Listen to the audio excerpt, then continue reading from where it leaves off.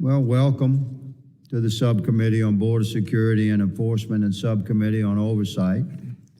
The two subcommittees that are joined to address this important matter, and we'll have two panels before us today. This joint hearing is to examine the effectiveness of the border barrier system and the effects of the Biden administration's cancellation of border wall contracts on the safety and security of the American people. I'd like to thank our witnesses for being here today, some of which traveled extensively to join us to discuss this important topic. Simply put, physical barriers work to deter and delay any form of criminal intent. In areas along the southwest border where there is some kind of physical barrier, illegal border crossings have decreased by up to 87%. From fiscal year 2017 to fiscal year 2020, during the construction of the border barrier system we'll be discussing today, the Department of Homeland Security never reported more than 1 million yearly encounters of illegal aliens at the southwest border. The border barrier system also allows Customs and Border Protection agents to respond and to detect threats or breaches using surveillance technology in place along the barrier instead of relying on manned patrol and other limited surveillance efforts.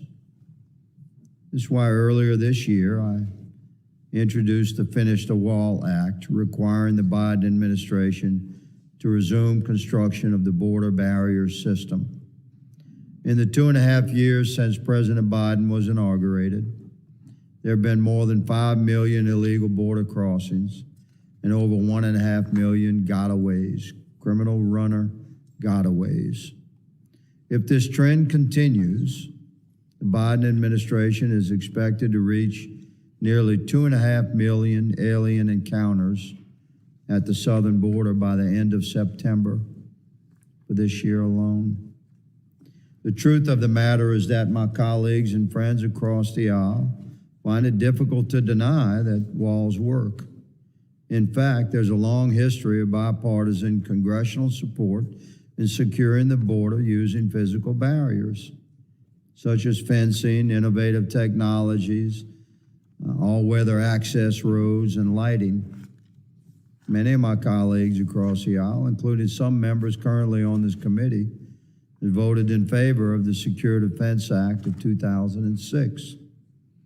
This has long been a bipartisan understanding that physical barriers work and they're integral to effective security of any perimeter.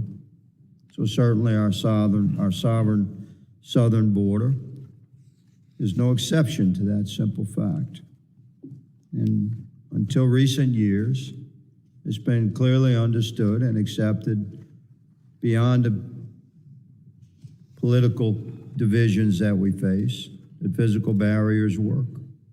Unfortunately, when President Biden paused and eventually canceled all border wall construction projects in 2021, he demonstrated to the American people that he would prefer to engage in partisan politics over prioritizing our nation's sovereignty and our national security and deterring those who break our laws by conducting illegal activity at our southern border. Fencing and border wall construction has ceased to be a bipartisan security tool, and the American people are suffering for the sake of this political posturing. In addition to the human costs of these cancellations, it is apparent this administration did not stop and think about the consequences and the impacts that cancellation of border barrier projects would have on American small businesses who had a contract for and had completed work on the border wall system.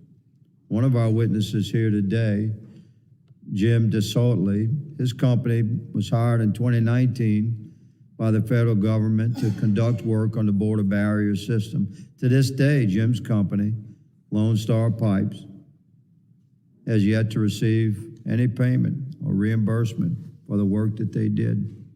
Another witness with us today, Mr. Russell Johnson, was a former Border Patrol agent, returned to ranching along the New Mexico border. As border wall construction expanded, he and his family saw illegal traffic pushed to other sections of the border without a wall, showing that the border wall system is a force multiplier so that the United States Border Patrol can focus agents in areas where a wall might not be logical or possible. Border Patrol agents and the recently retired Chief of Border Patrol, Raul Ortiz, have repeatedly stressed the importance of the border wall for the Border Patrol to do its job. The border wall system should not and did not, prior to the recent years, was not used as a partisan issue. But over the past few years, every detail of border security has become a political playground, including paying our contractors for work that's already been done. These American citizens, American companies that engage in good faith and contractual agreements with the United States government and perform their work and have not been paid. It's shameful. Completing the border wall system is critical to our nation's safety, security, and sovereignty. We, the people, demand a resolution to this crisis. Order must be restored, and this is the first step.